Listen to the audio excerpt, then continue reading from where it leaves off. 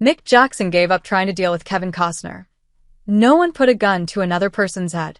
In 1991, Kevin Costner locked Robin Hood, Prince of Thieves director Kevin Reynolds out of the editing suite while he recut the picture to his liking. This, naturally, soured the relationship between the two Kevins, who became friends when Reynolds hired the then-unknown Costner for 1985's Fandango. If Reynolds had been able to see the future at that time, though, he'd have known that this was simply the opening salvo in Costner's bid to gain complete creative control over every film he made. You see, on the very next movie put together by Costner and his production company, the director would again be banished from editing, and another torrid tale of actor-director strife would hit the headlines. This movie was The Bodyguard, and the director in question was Mick Jackson, then known for 1989's Chattahoochee and 1991's LA Story. The film was a long-time passion project for writer Lawrence Kasdan, who first penned the script in 1977. However, in the 15 years it took to get The Bodyguard to the screen, he made a name for himself as the writer of a few small films, such as The Empire Strikes Back and Raiders of the Lost Ark, and also directed The Big Chill. However, Costner's sense of self-importance at the time dwarfed even Kasdan's. Before embarking upon The Bodyguard, he had solidified his status as one of Hollywood's most bankable stars with Field of Dreams, Robin Hood, and JFK, in addition to proving himself a creative force to be reckoned with by winning the Best Director and Best Picture Oscars for Dances with Wolves. In fact, Costner's clout was arguably at an all-time high as he began making the movie, and Jackson soon learned that the hard way.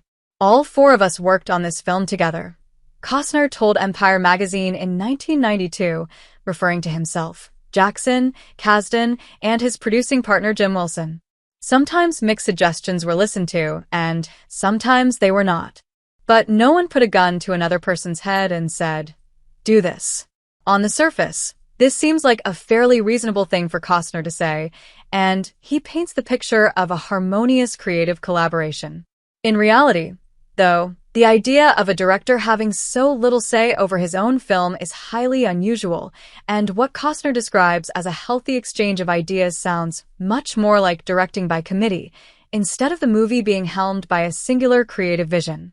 In another section of the Empire interview, Costner waxed lyrical about how easily he could turn his hand to directing, even on a movie where he wasn't actually employed to do that job.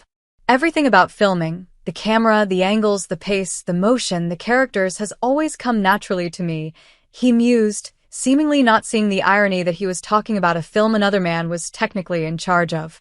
Unfortunately, the longer Jackson worked on The Bodyguard, the more it became clear that he was little more than a warm body in a director's chair. He shepherded it through production and an exhausting 3 months of editing, but his cut was deemed lacking when he submitted it to the studio. Costner, Kasdan, and Wilson all waded in to recut the film, shaving 15 to 20 minutes off the runtime, with Wilson saying, "The director's cut was just too long." Kevin, Larry, and I have all directed movies, and I was involved in the exact same way on Dances. This is a common thing. Disregarding the bitter irony that Costner, of all people, thought one of his movies was too long, this was the final straw for Jackson. He realized he would never win when going up against a star so hell-bent on control, so he gave up trying, removed himself from the situation, and went to the ground. Ironically, when he subsequently refused all promotional duties and interviews upon the film's release, he was accused of doing a Reynolds, but it didn't matter much either way. The Bodyguard was one of the biggest hits of the year, regardless of whether anyone knew it was directed by Jackson.